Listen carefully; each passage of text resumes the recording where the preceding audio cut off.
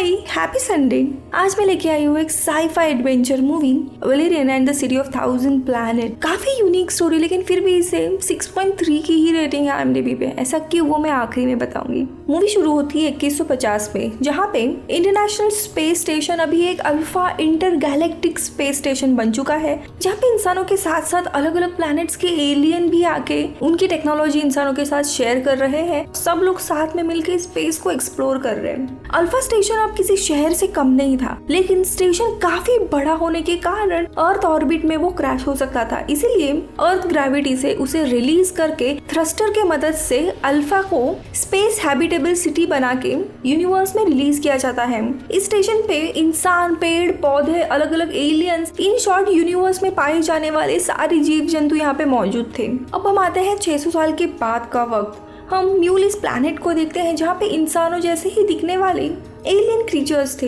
इन्हें पर्ल्स बोला जाता है। इनका प्लैनेट काफी खूबसूरत था। ये लोग पर्ल्स की ही फिशिंग करते थे और पर्ल्स के कारण ही इनका प्लैनेट एग्जिस्ट करता था। समुद्र में पाए जाने वाले एक पर्ल में भारी मात्रा में ऊर्जा थी। इनके पास म्यूल रेप्लिकेटर नाम का क्रीचर था, जिसे कोई भी चीज अगर खाने दो तो वो उसे भारी संख्या में रेप्लिकेट करता है। तो ये लोग उस क्रीचर को वही पर्ल खाने देते थे, जिसके कारण वो काफी मात्रा में पर्ल्स रेप्लिकेट करता था। और ये पर्ल्स वो लोग वापस इस प्लैनेट में यानी इस नेचर को देते थे एज अ थैंक यू। उन्हें इतनी अच्छी लाइफ मिली है इसलिए। लेकिन एक दिन अचानक से इनके इस खूबसूरत प्लैनेट पे बहुत बड़ा स्पेस क्राफ्ट और कई सारे प्लेन क्रैश कर जाते हैं, जिसके कारण इनका प्लैनेट डिस्ट्रॉय होता है। इनके किंग, क्वीन और कुछ लोग स्पेस क्राफ्ट में देखने जाते हैं कि एग्जैक्टली क्या है, लेकिन गलती से अंदर लॉक हो जाते हैं और उसी में इनकी एक प्रिंसेस बाहर रह जाती है और स्पेस क्राफ्ट के विस्फोट में वो बेचारी मारी जाती है। लेकिन मरने से पहले वो यूनिवर्स में एक टेलीपैथिक मैसेज डिलीवर करती है, जो कॉस्मिक वेव जैसा दिखाई देता है।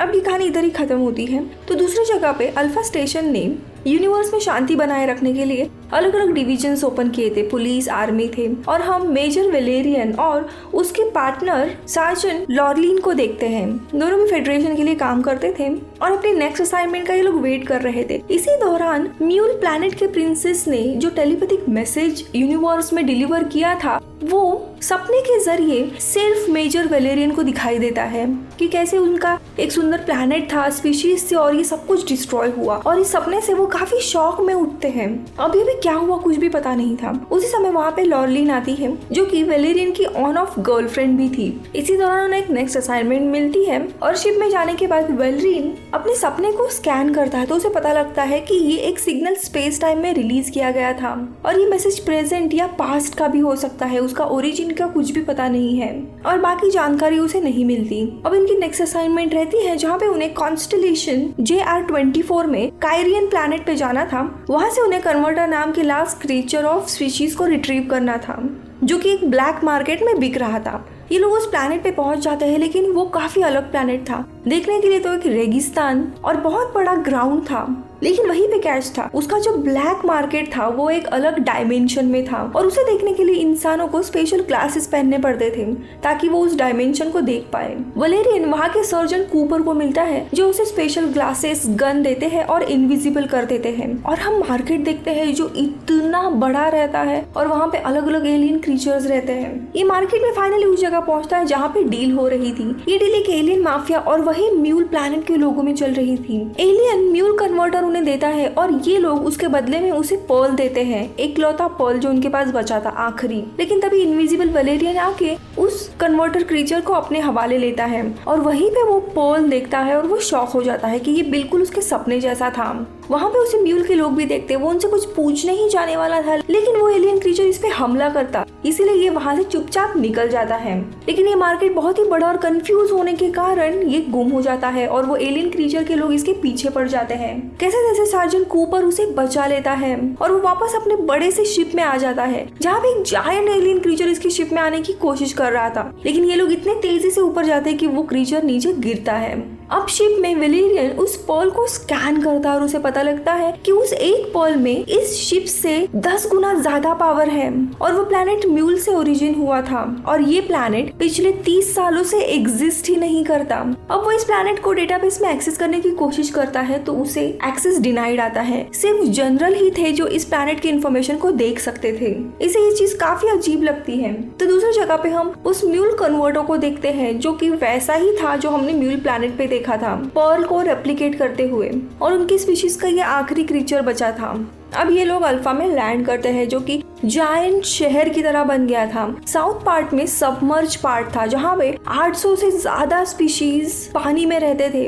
वहाँ पे कोबाल्ट की फार्मिंग भी की जाती थी और काफी यूनिक और अलग अलग स्पीशीज थे। तो नॉर्थ में गैशियस लैंड था जहाँ पे अजीन M6 नाम के स्पीशीज थे। काफी सेंसिटिव होने के कारण न्यूरोसाइंस और मॉलिक्यूल कंपोनेंट में स्पेशलाइज थे जो कि किसी भी सेल को ग्रो या रीजनरेट कर सकते थे। ईस्ट में ओमनीलाइट्स की कॉलोनी थी जो information technology, finance, banking sector को संभाल रहे थे, उनका डेटा सेव कर रहे थे। और वेस्ट साइड पे थे 9 मिलियन ह्यूमन स्पीशीज। इसके अलावा अल्फा में और भी काफी सारे एलियन स्पीशीज थे लेकिन ये 4 मेजर थे।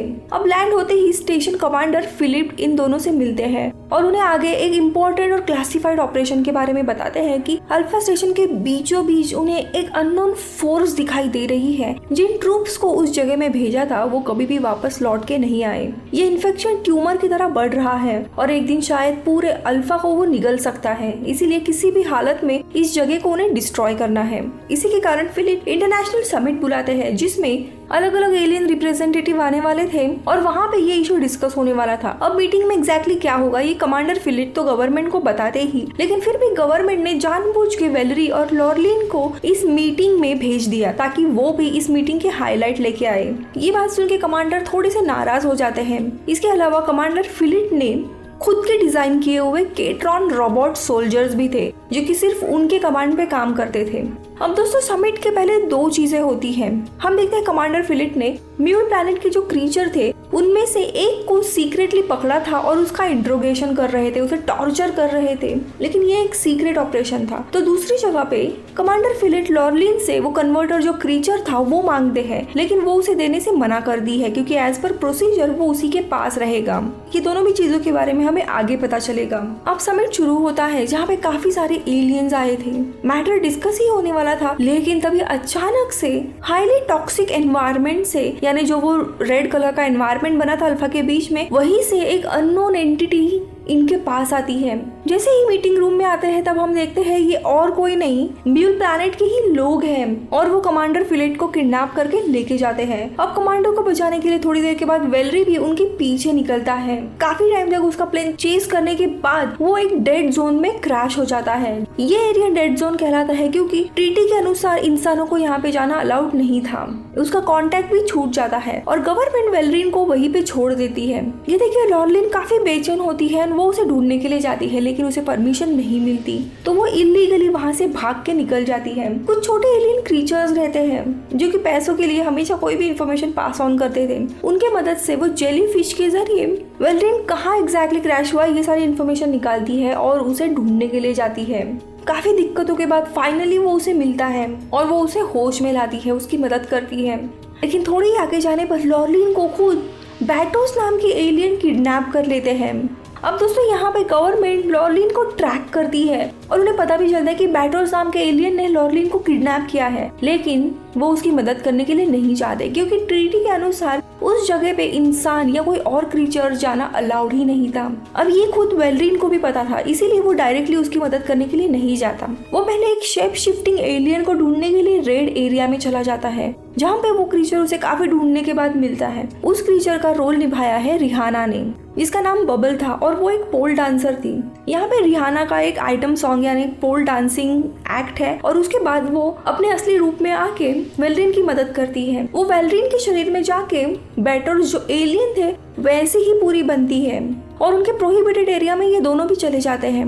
वहाँ पे तो एक डिनर फीस्ट चल रहा था, उनके किंग को अलग अलग डिनर पेश किए जा रहे थे और वहीं पे हम लॉरलिन को भी देखते हैं। अब किंग उसे खाने ही वाला था, लेकिन तभी वेलरी और बबल आके लॉरलिन को छुड़ाते हैं, लेकिन उसी दरमियान एक एक्सीडेंट होता है जिसमें बबल मारी जाती है।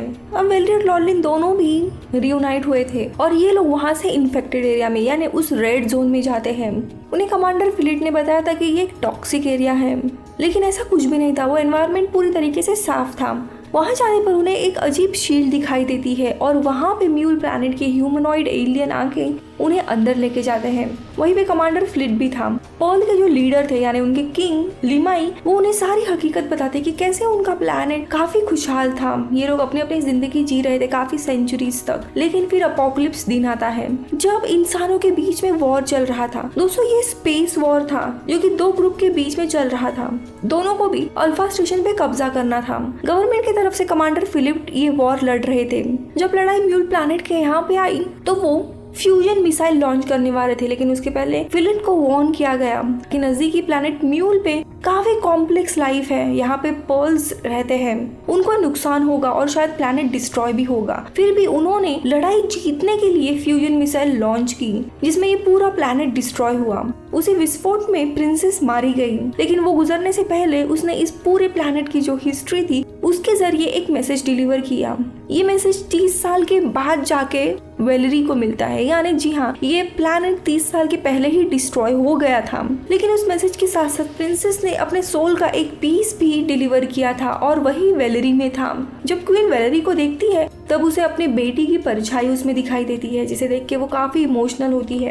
अब इस एक्सीडेंट के बाद जो भी कुछ बचे कुचे लोग थे जो स्पेसक्राफ्ट में ट्रैप हुए थे, उन्होंने अपने रिसोर्सेज की मदद से उस स्पेसक्राफ्ट को रिपेयर किया। उसके थ्रू उन्होंने स्पेस, हिस्ट्री, टेक्नोलॉजी के बारे में सीखा। पूरे ब्रह्मांड में इतने एलियन स्पीशीज है उनके बारे में सीखा। उनका शिप ऐसे ही पड़ा हुआ था और कुछ सालों के बाद स्पेस में स्क्रैप शिप के जरिए ये सब लोग अल्फा प्लैनेट पे आए। वहाँ पे वो और एडवांस टेक्नोलॉजी सीखते गए। उन्हें नॉलेज मिला स्पेसक्राफ्ट कैसे बनाते हैं और कैसे किसी दूसरे प्लैनेट को वो वापस हैबिटेबल बना के उसमें रह सकते हैं। अब इनके पास सिर्फ एक ही पर्ल बचा था और उसे रेप्लिकेट करने के लिए उन्हें वही कन्वर्टर जो क्रीचर है वो चाहिए था और वही चीज वो ब्लैक मार्केट में ढूंढने के लिए गए थे ताकि किसी प्लैनेट पे वो वापस बस जाए।